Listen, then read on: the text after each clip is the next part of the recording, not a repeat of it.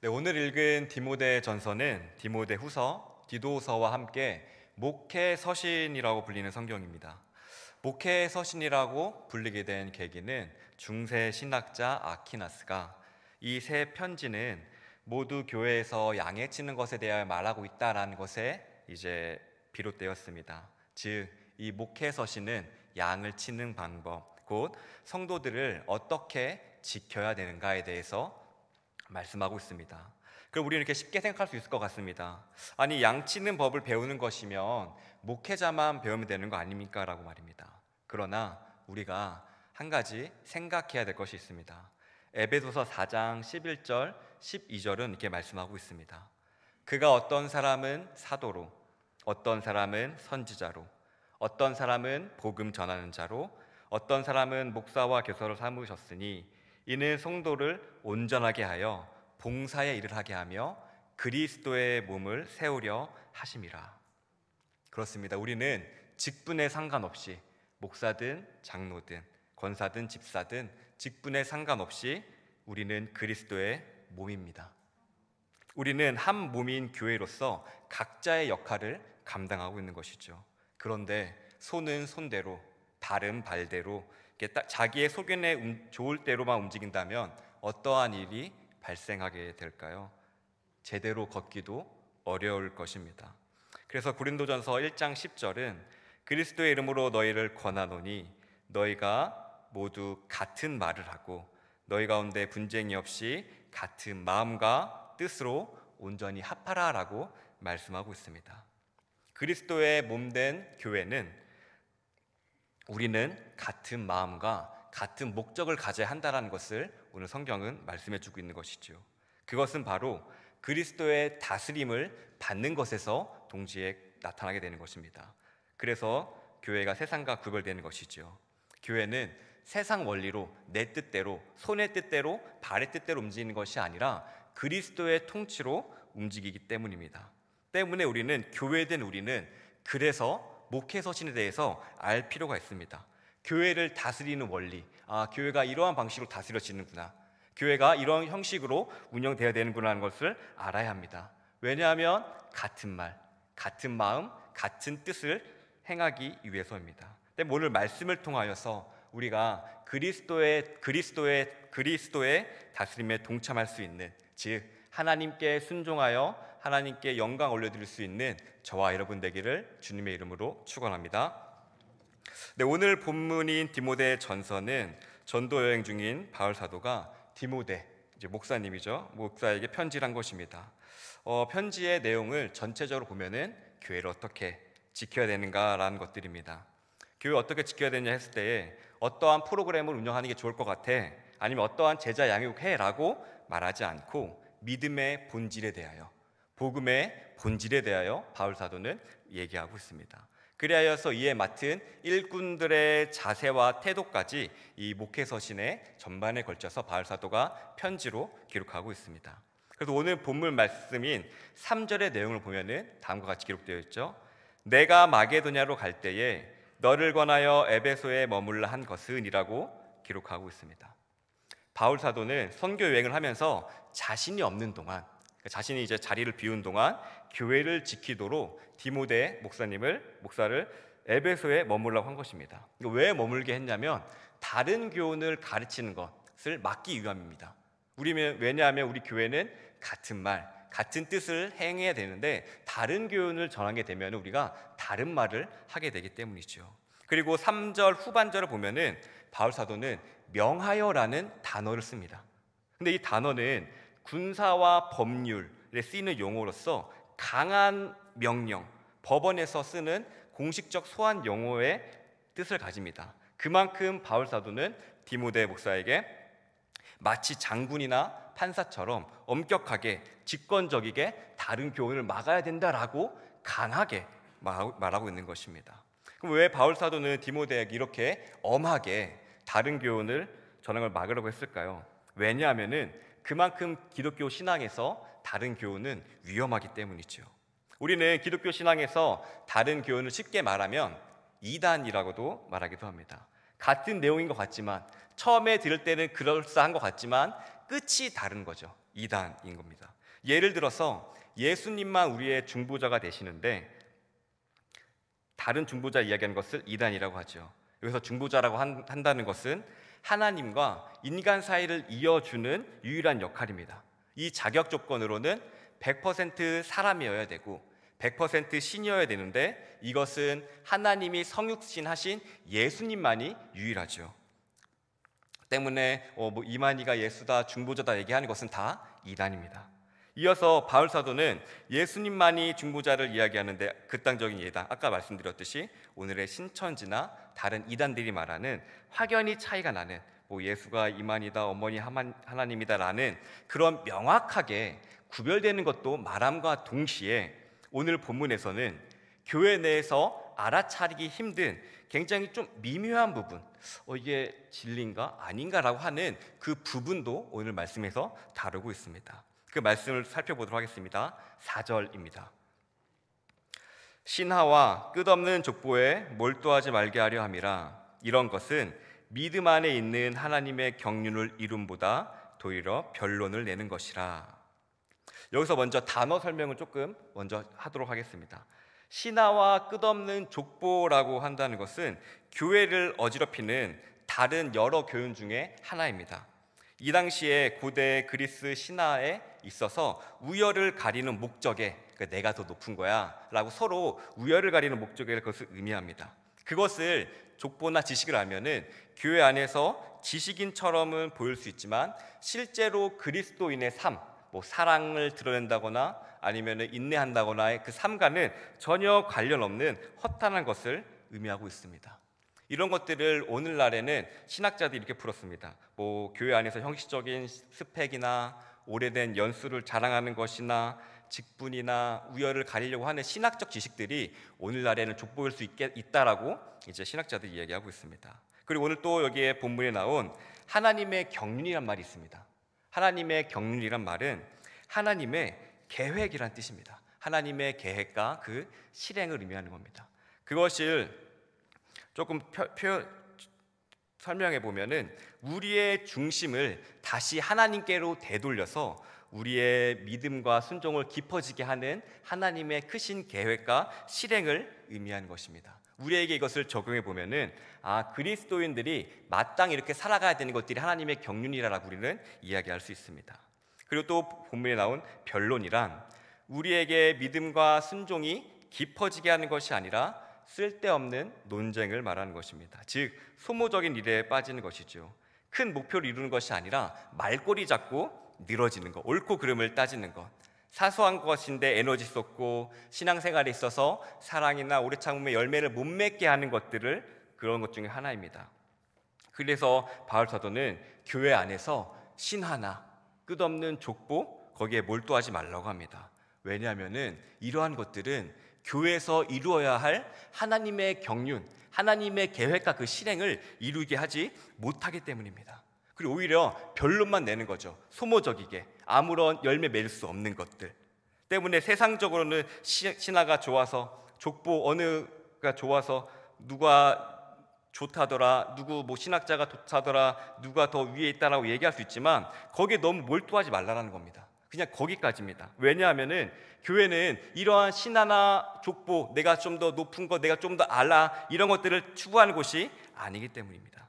이런 것들을 결국 추구하게 되면은 우리는 교회가 진정으로 추구해야 될 하나님의 경륜, 하나님의 일하심, 하나님의 사역은 놓치게 되는 겁니다. 전혀 다른 곳에 시선을 빼앗기게 되는 것이죠.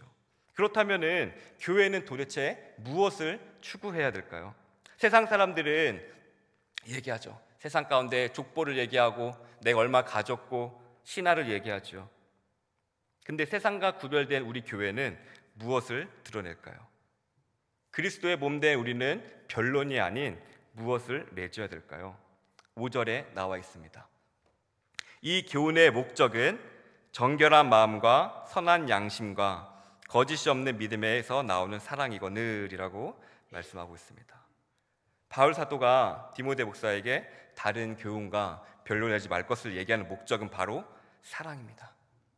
우리가 교회 안에서 만들어야 될 것은 신화나 족보나 높고 낮음 그런 것이 아니라 바로 사랑임을 믿으시기를 바랍니다.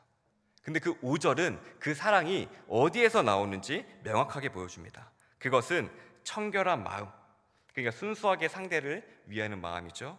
그리고 선한 양심, 하나님 앞에서 꺼리낄 게 없는 그 마음, 그리고 마지막으로 거짓이 없는 믿음, 겉으로 꾸미는 신앙이 아닌 진실한 믿음에서부터 나오는 그 사랑을 의미하는 것입니다. 즉 우리의 신앙생활은 이 세 가지 뿔에서 나오는 사랑을 맺는 데 목적이 있다, 사랑을 이루어야 된다는 것을 우리는 확인할 수가 있습니다. 때문에 바울 사도는 일의 기준을 살필 때에 신앙생활에서 뭐가 높고 낮고 잘 됐고 효율이 됐고를 따지는 것이 아니라 사랑이라는 열매를 결실하느냐 아니면은 사랑이라는 것을 맺는데 도움을 주느냐에 따라서 관심을 가지라고 얘기하고 있는 것입니다. 즉 사랑을 이루는 것보다, 영혼을 사랑해서 그 사람 위해서 선택하는 것보다 우열가리는 신화나 족보를 내지 말라는 것이죠. 사랑을 이루는 것보다 말 속에서 옳고 그름을 따져서 싸우지 말라고 하는 것입니다. 우리는 가르치는 일을 할 때나 배우는 일을 할 때나 섬기는 일을 할 때나 무엇이든 결정하는 일을 선택할 때마다 사랑을 이루고 있는가, 이것이 기준이 된다고 말씀하고 있는 것입니다. 옳고 그름이 아니라 사랑이 기준되고 있는가. 그러므로 우리는 이 시점에서 자신 한번 되돌아보아야 할 것입니다. 우리는 과연 신앙생활을 하고 있으면서 나의 직분을 쓰면서 나의 지식과 에너지와 힘을 쓰면서 사랑의 열매를 맺고 있는지요? 나의 말과 행동이 사랑을 맺고 있는지요? 아니면 세상 안에서 다른 기준인 다른 교훈을 끌고 와서, 세상의 교훈을 끌고 와서 헛된 신화나 우열을 가리는 족보만 가지고 변론만 만들어내고 있진 않으신지요? 우리 그리스도인의 삶의 기준은 세상의 기준이 아니라 사랑 기준됨을 믿으시기를 바랍니다. 근데 우리가 이 교회 안에서 사랑을 이루지 못할 때, 이 사랑이라는 결실을 이루지 못할 때 어떻게 될까요? 6절, 7절입니다. 사람들이 이에서 벗어나 헛된 말에 빠져 율법의 선생이 되려 하나 자기가 말하는 것이나 자기가 확증하는 것도 깨닫지 못하는도다. 사랑을 이루지 못하면 사람들은 헛된 말에 빠져 율법의 선생이 된다라고 말씀하고 있습니다. 이것은 무슨 말씀일까요? 우리 기독교의 교훈과 설교의 목적은 무엇이죠? 예수님께서 우리에게 사랑하라고 말씀하셨죠. 그리고 우리는 설교를 통하여서 성경적 진리를 알고 또한 예수님을 닮아가기를 힘쓰고 우리 안에 믿음이 자라고 순종함으로 결론은 하나님 사랑과 이웃을 사랑하는 예수님 닮은 모습으로 바뀌어가는데 목적이 있는 것입니다. 그런데 지식만 알아요. 지식만 알고 있고 그게 사랑으로 넘어가지 못하면은 하나님의 경륜, 하나님의 계획을 이루는 통로가 되는 것이 아니라 율법의 선생이 된다, 그냥 판단하는 기준만 되는 거죠. 그렇게 된다고 말하고 있습니다. 그래서 바울 사도는 사랑이 없는 교훈에 대해서, 위험성에 대해서 말하고 있는 것이죠. 성경은 이 교훈의 실패와 성공한 두 사람을 기록하고 있는데요, 바로 요나와 모세입니다. 먼저 사랑을 이루지 못할 때 예시로 요나 선지자를 들 수 있습니다. 요나 1장 1절을 보면 여호와의 말씀이 아미떼의 아들 요나에게 임하니라라고 말씀하고 있습니다. 선지자로서 당연히 말씀을 전해야 되는 임무인 겁니다. 그런데 하나님께서 요나에게 니느웨 가라 외치는 말씀을 주셨는데 요나는 이를 거부하죠. 왜냐하면 니느웨는 선택된 민족인 우리 민족 이스라엘을 괴롭히던 국가였기 때문이었습니다. 그뿐만 아니라 요나는 지독한 선민의식으로 유대인만 하나님께 선택하셨다라는 생각으로 그들은 망해야 돼, 우리를 괴롭히니까 망해야 된다라는 생각을 했습니다. 요나 선지자는 율법의 선생이 되어 하나님이 가라고 했는데도 불구하고 그들은 망해 마땅해라고 하는 율법의 선생이 되어서 오히려 하나님을 가리키려고 하는 태도를 보이고 만 것입니다. 근데 하나님께서는 요나 선지자에게 물고기 뱃속을 통해서, 또 이것도 잘 안 돼서 4장에 나오는 방덩쿨을 통해서 요나 선지자를 깨닫게 하죠. 요나야, 너가 키우지도 않았던 그 방덩쿨도 아꼈거늘 이 큰 성읍 니느웨에는 좌우를 분별하지 못하는 자가 12만여 명이나 있다라고 깨닫게 해주시죠. 그렇습니다. 하나님은 사랑의 하나님이셔요. 회복되기를 기다리시는 분이시고요, 돌아오기를 기다리시는 분이시고요, 함께 사랑하면서 함께 그 길을 가기 원하시는 분이 우리 하나님이십니다. 그런데 요나 선지자는 그 하나님의 마음을 보지 못했어요. 그는 단순히 나는 선택받은 민족이라는 헛된 족보, 선민의식에 빠져 있었죠. 그래서 저들은 심판받아 마땅해 라는 자기만의 율법적 잣대를 들이대면서 하나님마저 가르쳐 들려 하는 그 위치에 섰습니다. 하나님의 말씀하는 지식이 하나님의 마음인 사랑으로 이어지지 못할 때에 사람은 이렇게 무서운 율법의 선생으로 바뀌고 맙니다. 요나 선지자는 자신도 모르는 사이에 하나님의 말씀을 전하고 있었지만 하나님의 마음을 전하지 못하는, 사랑이 없는 율법의 선생이 되고 말았습니다. 근데 우리 안에서도 이런 요나 선지자의 모습이 슬며시 나올 때가 있는 것 같습니다. 우리는 신앙의 연수, 직분, 성경 지식이라는 우리만의 족보와 신화를 내세우면서 은연중에 다른 사람의 자격을 논하고 있지는 않은지요. 저 사람은 내가 볼 때 좀 먼 것 같아. 저 사람 조금 더 고생하고 좀 하려면은 기다려야 될 것 같아. 저 사람은 은혜 받을 자격이 없어. 마음속으로 판단하고 선을 긋고 있지는 않았는지요. 때로는 우리는 익숙한 교회의 질서, 익숙한 방식, 심지어는 정의라는 이름으로 들이대면서 사랑을 뒤로 미룰 때가 있습니다. 누군가가 실수하고 누군가 잘못을 저질렀을 때 그 영혼을 향한 하나님의 안타까운 마음을 갖는 것보다 율법의 잣대를 들이대면서 정의라는 이름으로 상황을 재단하고 있진 않았는지요. 본을 보여야 된다라는 명분 아래서 한 영혼이 실족하고 있는 것들을 외면하고 있진 않았는지요. 우리 자신을 먼저 생각해 보시기 바랍니다. 우리 자신을 보면 우리 자신이야말로 하나님의 오래 참으심과 무조건적인 사랑의 증거가 아니겠습니까? 하나님이 우리를 참아주지 않으셨다면 우리가 이 자리에 앉을 수 있었을까요? 하나님이 우리의 실수를 보듬어주고 기다려주고 또 상처 입어도 죄짓고 넘어지고 하도 우리가 기다려주지 않았더라면 우리가 이 자리에 앉을 수 있었을까요? 우리는 예수님의 사랑 때문에 이 자리에 있는 것입니다. 예수님의 그 기다려주심 때문에 이 자리에 있을 수 있는 것입니다. 하나님께서 요나 선지자의 질문이 우리에게 동일하게 들리죠. 너가 아끼는 그 작은 넝쿨, 뭐죠? 자존심일 수도 있고 기준일 수도 있고 지식, 율법 지식일 수도 있습니다. 근데 그런 것보다 내가 천하보다 귀하게 여기는 그 영혼보다 그것이 더 귀하냐? 라고 우리에게 질문하시는 것입니다. 우리는 기억해야 됩니다. 우리가 붙들어야 될 것은 한 영혼을 향한 하나님의 마음이고 예수님께서는 그 한 영혼을 위해 자신을 희생하셨다는 것입니다. 반대로 사랑을 이룬 모습도 성경에서 살펴볼 수가 있습니다. 그것은 바로 출애굽의 지도자였던 모세입니다.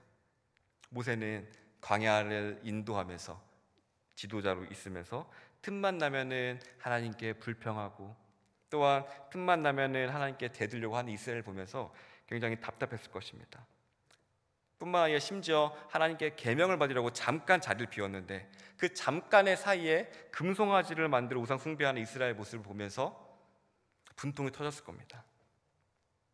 모세의 기준으로 보면 이들은 당연히 없어져야 되고 당연히 망해야 되고 하나님의 자격 백성을 그들이 스스로 걷어차버린, 충분히 망해도 되는, 멸망의 율법적 판단을 내려도 되는 그런 존재들이었을 것입니다. 근데 모세는 이들을 멸하려고 하는 하나님 앞에 이렇게 얘기합니다. 출애굽기 32장 32절입니다. 그러나 이제 그들의 죄를 사하시옵소서. 그렇지 아니하시오면 원하건대 주께서 기록하신 책에서 내 이름을 지워버려 주옵소서. 이것이 바로 하나님의 경륜, 하나님의 계획입니다. 끝까지 사랑으로 함께하는 것입니다. 이들은 율법적 판단으로 보면 당연히 망해야 되고 없어져야 되고 심판받아 마땅합니다. 우리도 봐도 그렇죠. 당연히 망해야 되고 심판받아야 되고 지옥 가도 마땅한 자들이죠. 근데 하나님께서는 이런 우리를 끝까지 사랑하셔서 예수님을 보내주셨고 구원하셨듯이 하나님께서는 이스라엘을 끝까지 사랑하셔서 우리를 인도하시고 붙들어 주신다는 것입니다. 우리도 마찬가지죠. 우리도 주님께서 피로 사신 교회의 일원입니다. 우리 여기 앉아있는 모두 한 사람 한 사람이 예수님의 목숨값을 지불받고 이 자리에 앉아있는 것입니다. 그런데 누가 감히 율법적으로 판단하여서 나의 우월함을 드러낼 수 있겠습니까? 우리가 다 이미 오래 참음을 받은 자들인데요. 우리가 이미 하나님의 그 인내하심을 받은 자들인데요. 모세는 하나님의 진노라는 율법적인 현실 앞에서 자신의 생명을 건 사랑을 선택했죠. 이것이 우리가 따라야 될 모습입니다. 그리고 로마서 5장 8절은 이 모습의 절정의 모습을 보여줍니다. 우리가 아직 죄인 되었을 때에 그리스도께서 우리를 위하여 죽으심으로 하나님께서 우리에 대한 자기의 사랑을 확증하셨느니라.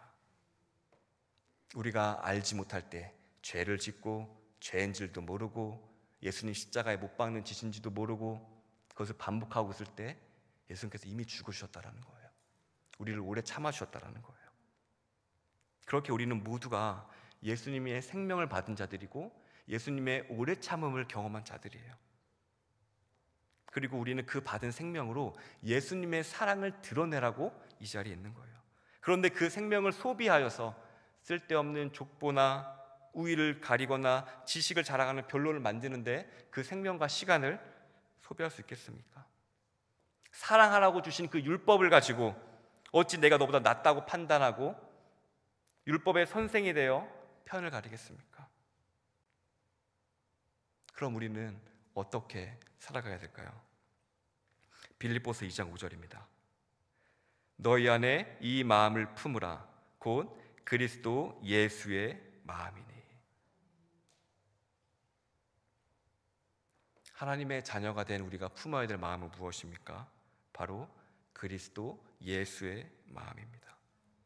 바로 하나님의 자녀로서 성화, 예수님 닮아가는 것, 완성되어 가는 것이죠. 그리스도 예수 안에서 그 풍성한 열매를 누리는 것이죠. 거기에는 오래 참음과 절제와 의와 진리와 거룩함이 있습니다. 우리가 사랑 안에서 이러한 열매를 맺어야 되는 것이죠. 이것이 바로 몸된 교회를 세우는 것입니다. 고린도전서 4장 20절입니다. 하나님 나라는 말에 있지 아니하고 오직 능력에 있음이라. 아멘. 우리가 머리로만 하나님의 사랑을 얘기하는 것이 아니라 우리가 사랑이 되어야 됩니다. 우리가 말로만 겸손과 온유함을 얘기하는 것이 아니라 우리가 겸손이 되어야 되고 온유함이 되어야 되고 오래 참음이 되어야 됩니다. 우리가 그런 능력을 가져야 됩니다. 우리가 율법적 잣대를 가지고 머리를 써서 나의 우월함을 드러내고 내가 너보다 낫다라는 것을 얘기하는 것이 아니라 그리스도의 마음을 품어서 우리가 그 사랑이 되어야 되고 겸손이 되어야 되고 오래 참음이 되어야 되고 참아줌이 되어야 되고 희생함이 되어야 되는 줄을 믿으시길 바랍니다. 예수의 마음을 품어야 됩니다. 그리고 하나님께서 이 모습을 우리에게 본으로 보이셨죠. 하나님께서는 인간에게 배신당했습니다. 아담이 인류 대표로 죄를 지었기 때문이죠. 근데 하나님께서는 자신의 옳음을 증명하기 위해서 인간을 멸절하는 데 집중하지 않으셨어요. 하나님께서는 그 인류를 사랑함으로 말미암아 사랑으로 품으셨어요. 아무도 그들에게 희망이 없다고 얘기하고 죄를 건널 수 없다고 얘기하고 했는데 주님께서 그들을 사랑으로 품으셨고 마침내 그를 돌아오게 하셨어요. 그게 증거가 바로 우리죠. 모두가 불가능하다 얘기하고 했던 것들. 그리고 율법에 따라 그리스도를 닮아가고 하는 복의 자리로에 우리가 있게 하신 거예요. 이것이 바로 우리가 품어야 될 마음입니다. 우리 주변에 있는 옆에 사람들에게 품어야 될 마음이고 우리의 자녀들에게 보여줘야 될 마음입니다. 우리가 신앙생활을 하면서 이럴 때가 있어요. 교회를 이루어가는 데 있어서 나는 알고 있는데 이게 정말 좋은 건데 근데 다른 사람들이 못 따라올 때가 있어요. 그러면은 변론하여서 옳고 그름을 따져서 우월을 제시하는 것보다 우리가 사랑의 마음으로 타협점을 제시하고 따라올 수 있게 하는 함께 가는 것, 더디지만 그 안에서 사랑을 이루는 것, 그래서 함께 교회를 이루어가는 것, 이것이 바로 그리스도의 다스림입니다. 이를 믿고 순종하는 것이 바울 사도가 디모데 목사에게 준 우리가 반드시 가져야 할 모습입니다. 말씀을 맺도록 하겠습니다. 지식과 교리가 우리의 경험이 사랑이라는 열매를 맺지 못할 때에 교회는 그리스도의 온기를 잃어버리고 서로를 판단하고 비교하고 내가 더 낮게 여기고 하는 그런 차가운 공간이 되고 맙니다. 근데 오늘 주님께서는 우리에게 각자에게 그 따뜻한 마음을 다시 회복하라고 부르십니다. 그래서 스스로에게 한번 물어봐야 됩니다. 말씀을 두고 나는 나의 신앙으로, 나는 나의 에너지로, 난 나의 직분과 주어진 능력과 그 모든 권리로 누군가를 세우고 있습니까? 한 영혼의 사랑을 세우고 있습니까? 아니면 상처를 주고 있습니까? 나는 하나님의 마음을 외면했던 요나의 길을 걷고 있습니까? 아니면 자기 생명보다 백성을 사랑했던, 한 영혼을 사랑했던 모세가 품었던 예수의 마음을 품고 있습니까? 사랑하는 성도 여러분, 우리가 율법의 선생이 되려는 유혹을 내려놓고 예수를 더 사랑하는 우리가 되길 원합니다. 우리가 이제 봉헌 찬송을 부를 314장의 고백처럼 그 예수님의 사랑만이 우리가 먼저 받았잖아요. 그 사랑만이 우리가 그 사랑을 흘려보낼 수 있는 능력입니다. 그 사랑이 있으면 교회가 자랑으로, 신화로, 우월로 넘쳐나는 것이 아니라 따뜻한 사랑으로 넘쳐나게 될 줄을 믿습니다. 기억하십시오. 이 교훈의 목적은 청결한 마음과 선한 양심과 거짓없는 믿음에서 나오는 사랑이거늘. 기도하겠습니다. 사랑이 많으신 하나님, 우리를 사랑으로 세우시는, 또한 사랑으로 품어주는 교회로 빚어주옵소서. 우리가 그 일원이 되게 하시고 우리가 예수 그리스도의 사랑을 드러내는 자가 되게 하옵소서. 예수님의 이름으로 기도합니다. 아멘.